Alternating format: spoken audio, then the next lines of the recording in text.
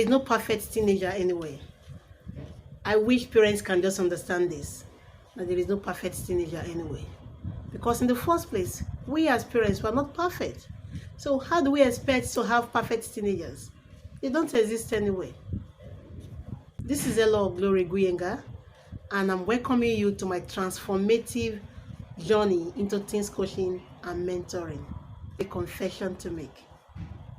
But promise me you're going to stay to the end of this particular clip. So what if I told you that I was labeled a witch and treated as such as a child? What if I told you that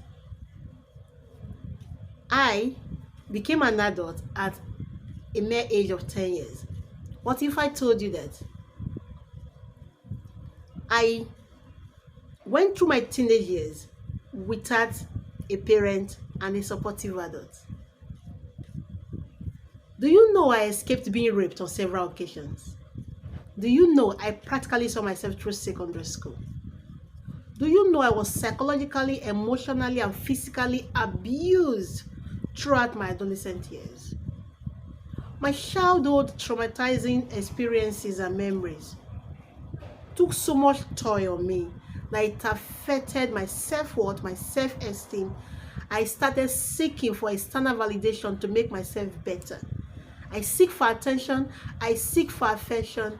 My emotional tank was completely emptied, and there's this strong feeling of emptiness inside of me. I have a lot of questions on my mind, but there is no answers coming from anywhere. I have a lot of imaginations on my head, but doesn't want to direct them to. This continued for way so, and in this particular quest for finding myself or wanting to know who I am and what I have come here to do, and for everything that has happened to me, and the question of why me, why should this happen, why should that happen, I dived into an early marriage at the mere age of 19 plus. Subsequently, I started having kids, and this is me. I have not fully found myself yet. I don't know who I am. I don't know what I'm about. I don't know what I should do. Already betting kids at my young age. So what happened? I started bleeding on my kids. I didn't know how to show them love. I didn't know how to show them care. I didn't know how to show them affection, because in the first place, I didn't have any. You know this saying that says you can't give what you don't have? That was my reality. I can't give what I don't have. I couldn't give to my kids what they seek for. If I pass through the door, they find an escape route. It was that terrible. I bark, I scream, I yell, not because I wanted to, but because I have an inner child that was eating me up. Sometimes so worthless, as if my life doesn't count and doesn't matter. Not until I was sent to the orientation camp, we call it NYC orientation camp, to serve my motherland. That 1 year compulsory service year was the turning point for me.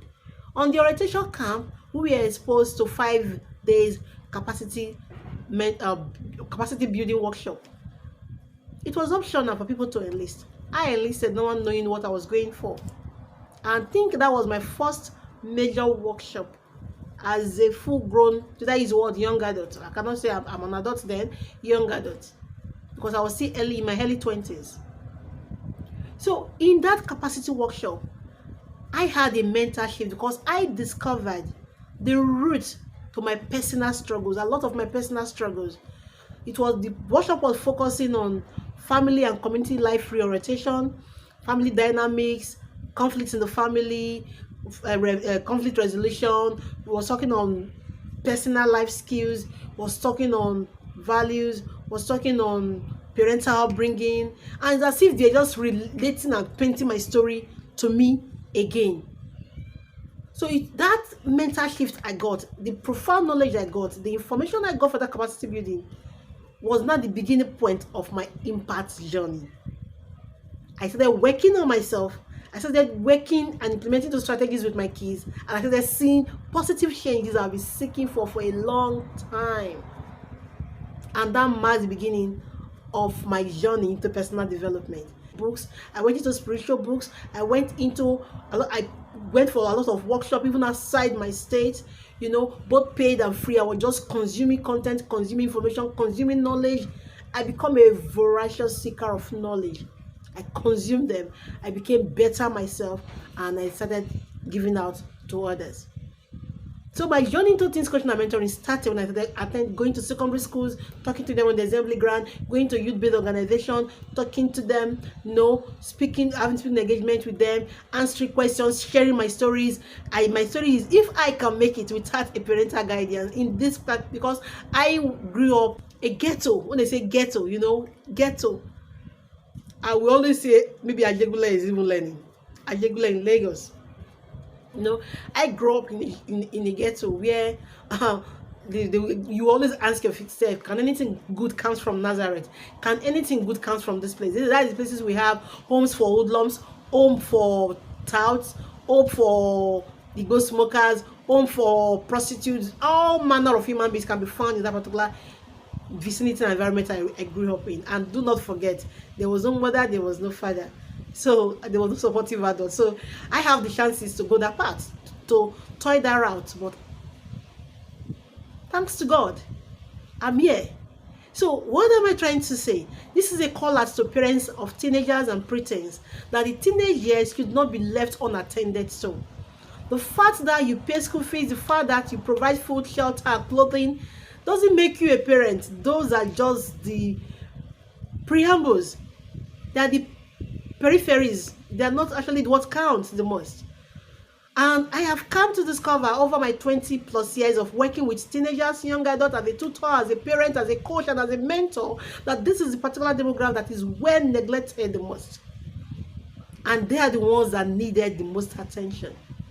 Why? Because the adolescent period, the teenage years, is supposed to be the bridge from childhood to adulthood. And when that bridge is not well constructed, it's not well formulated, it's not strong enough, it's not built on strong foundation, the adult life will suffer. There will be bound to be calamity, there will be bound to be confusion, there will be bound to be crisis, there will be bound to be conflict in the adult life. Why? Because the teenage years was mismanaged. So I am using this as a call out to you that is a parent, a guardian to a teenager, possibly an educator to a teenager or a preteen, that let's collaborate together to build a future-focused teenager who can flourish with or without parental involvement and availability. We can do this together. So this is me calling you out. All parents, all guardians, that the teenagers need a roadmap. They need a guide to transit smoothly from childhood to adulthood without any form of hang-ups. Will you do this with me? Collectively. And I'm using this particular video to welcome you, to enroll your wards, your teenagers, your preteens into our all year round mentorship program called the TEL Mentorship Program. TEL means teenagers engaging in leadership and learning. Please enroll them for a life transformative journey with us throughout the year 2024, and thank us later, because together we're not competing with you, we want to complement your role.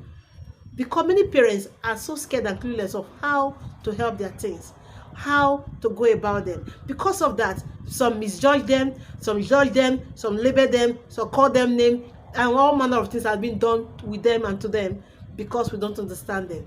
We must understand them so we can connect with them right. Not just connecting with them so that we can actually correct them. A child you have not connected with, you cannot correct. So, a call out to you. Will you join me to make and build the future-focused teenagers that will flourish and transit smoothly into a successful, responsible adult? Will you? Of course, yes, you will. Let's go to the other side.